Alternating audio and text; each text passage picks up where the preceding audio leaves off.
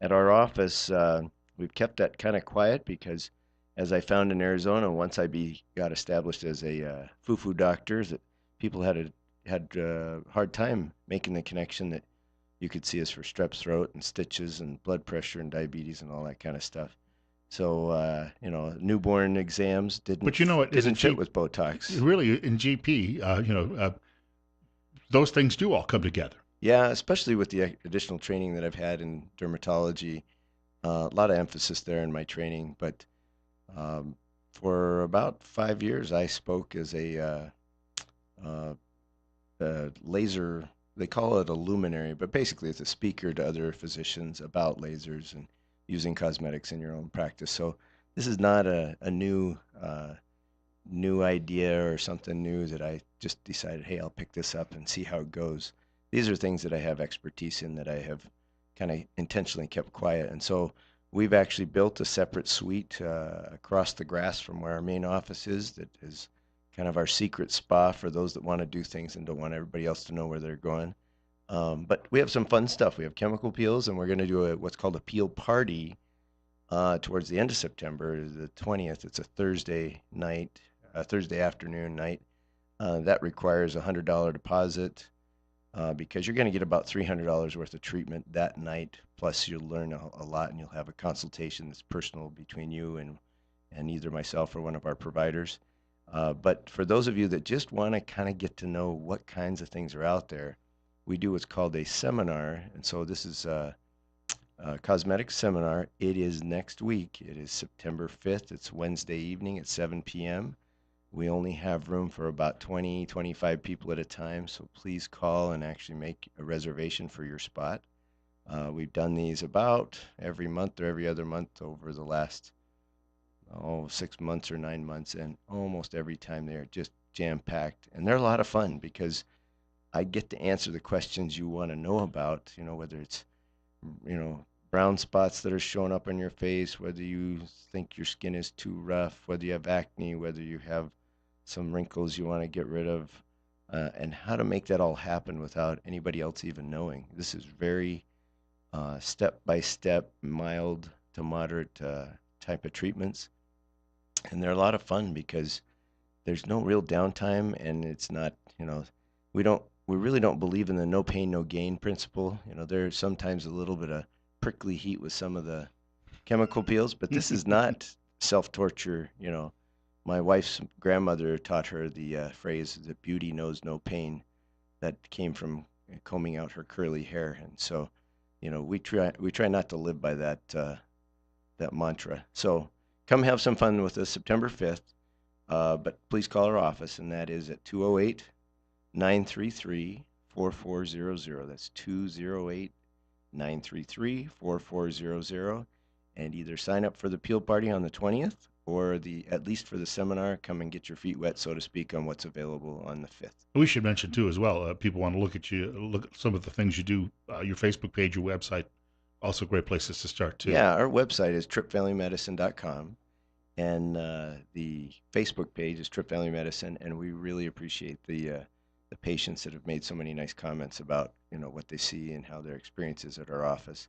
I just talked to a gentleman who's been around in, shall we say, industry in the Twin Falls area for a long time, and he said that his experience and his family's experience is just so dramatically different than where he's been elsewhere in the valley that anybody that asks him, what do you do, where do you go, that he always chooses our office. And I never try to claim that we're so much smarter, but you will feel more at home.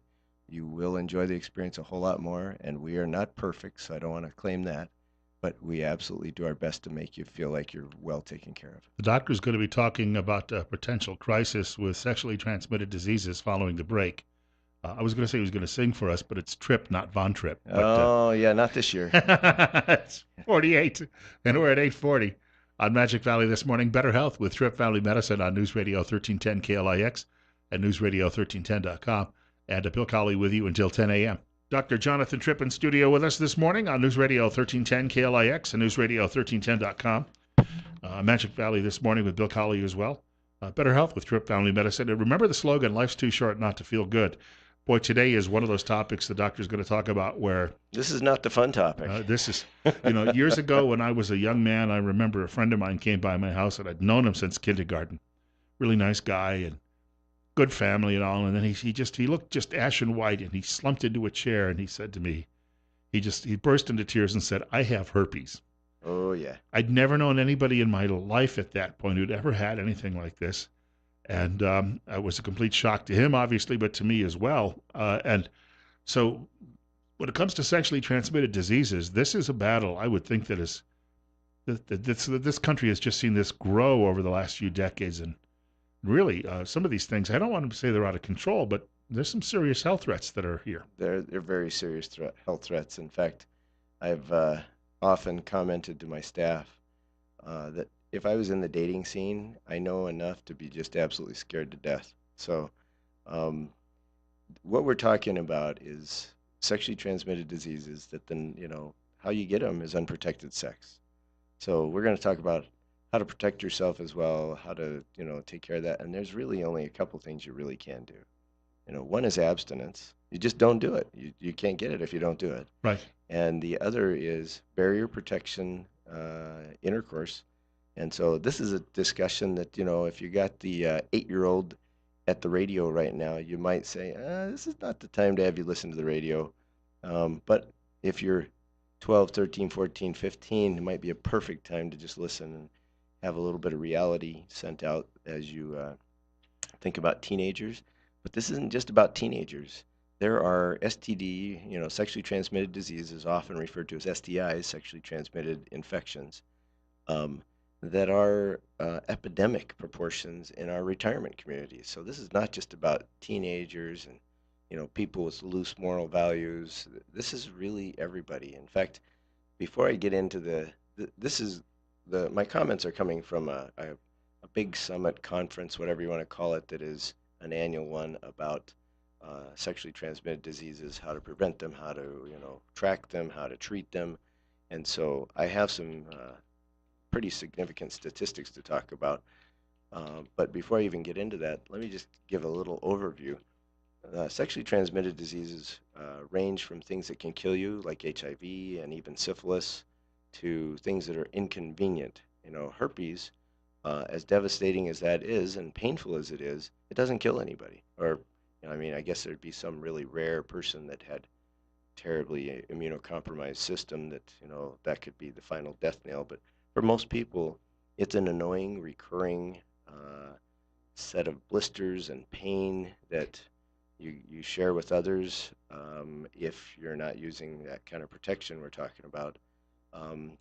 It's akin, it's the same virus, or at least a very similar virus that causes cold sores.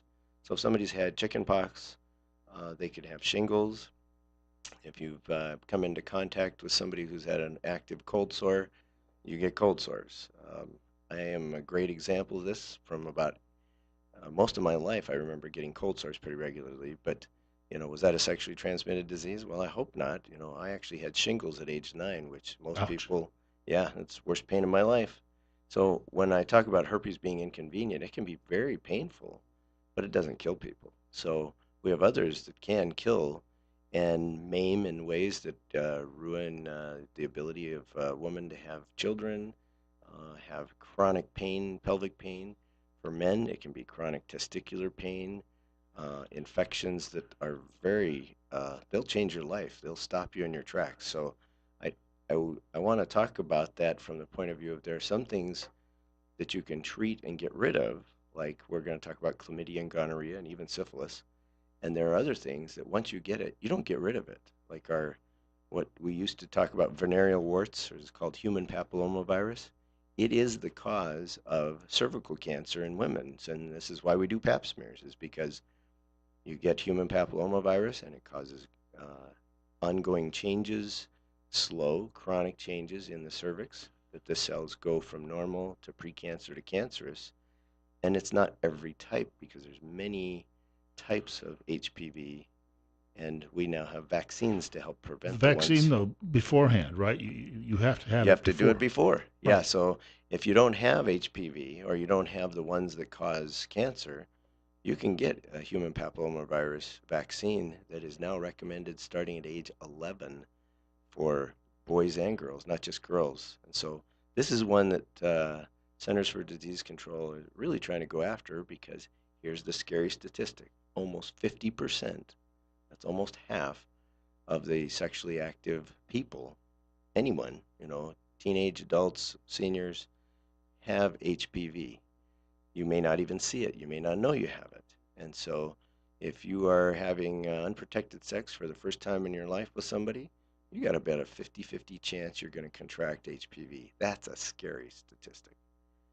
Now, the others, even if you mentioned there's treatment for syphilis and gonorrhea and the like, but some of these things have become almost, they're a lot stronger than they used to be when it comes to a lot of the old treatments we used to use aren't very effective against them any longer. That's a great statement because there are some of the, uh, like gonorrhea is one that people know from ages back. Gonorrhea is a very tricky bug. It's bacteria that has been able to change and evolve and basically fight off every antibiotic we've ever put up against it. So over time, the simple treatments no longer work. In fact, penicillin was the original, and it doesn't work at all. But we have switched over about the last decade or so to what's called dual therapy, meaning two antibiotics at once.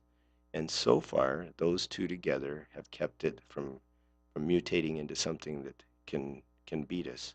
But we're really down to just a couple antibiotics left on that particular disease. So if it becomes resistant to those, we may have a sexually transmitted disease that is untreatable. So in other words, it will cause you trouble permanently and maybe kill you eventually. But let me talk about the three that are on the rise. Over the last 4 years, we have significant increases in three sexually transmitted diseases: syphilis, gonorrhea, and one called chlamydia.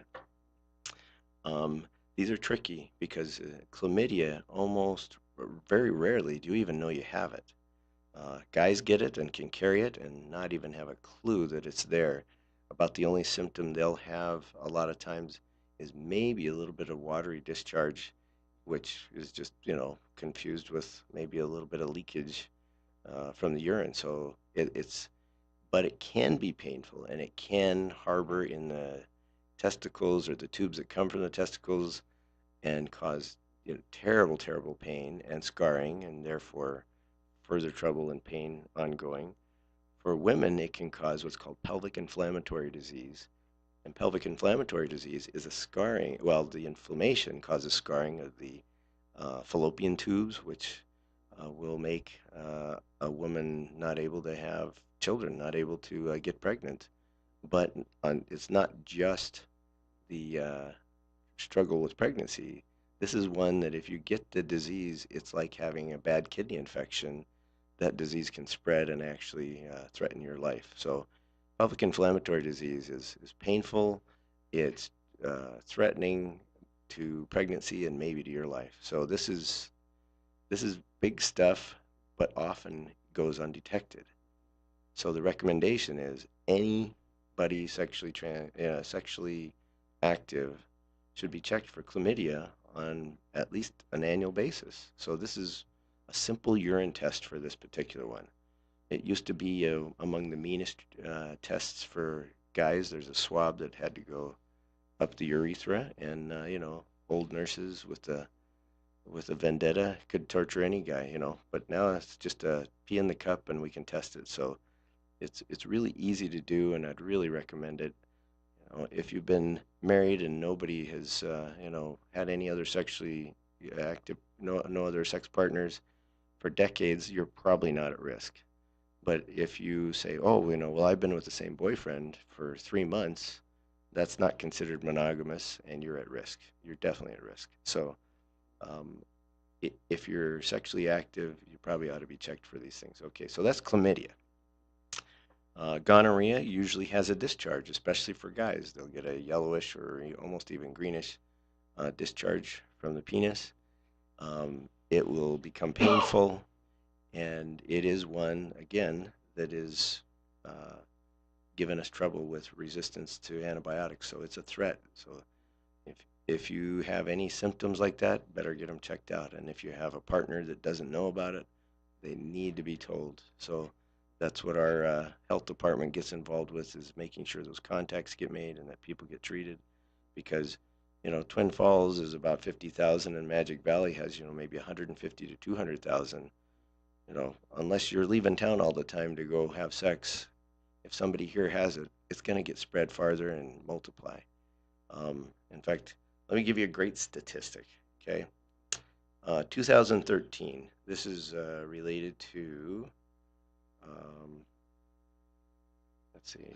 Is this my chlamydia? I'm just making sure I'm telling you the right one. Um, yeah, chlamydia. There's 1,700,000 cases in the U.S. in 2013 Those would be new of cases chlamydia. in just Yeah, 1 year. that's just 1 year. And in 2017, it's 2.3 million. So it is a 30% increase in 4 years. And the initial data for 2018 says it's going to be worse this year. So that's chlamydia. Um, Syphilis, there's an interesting one. For the older of our listeners, they'll remember a dictator in Africa named Idi Amin. And Idi Amin was a bloodthirsty warlord that just was absolutely crazy aggressive in the last years of his life. And turns out he died of syphilis. So he actually was crazy, but he had power. Mozart, I think, is attributed to have died from syphilis as well. So things, syphilis is really subtle. This is a hard one because if you get it, one of the only symptoms to begin with can be what's called a chancre, and a chancre is basically looks like a little abrasion that has a scab to it, and rarely does it have any pain with it, so people tend to ignore it. So you're thinking sexually transmitted. Well, it should be in the genital area, but you get a little scrape that looks like a scab, and you have no pain with it. You better get that checked out because it's easy to treat to begin with. It's simple. It's what penicillin became famous for. That's why it got the name the silver bullet, because it could treat syphilis.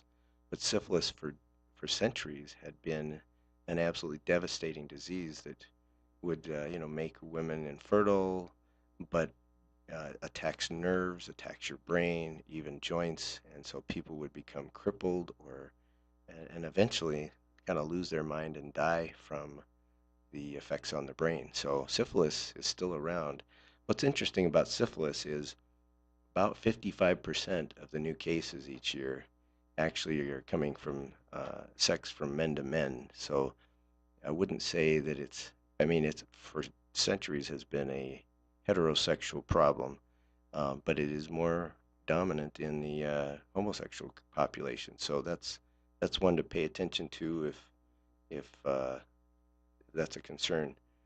Um, let's see, and then gonorrhea. We talked about its resistance, um, but the total numbers.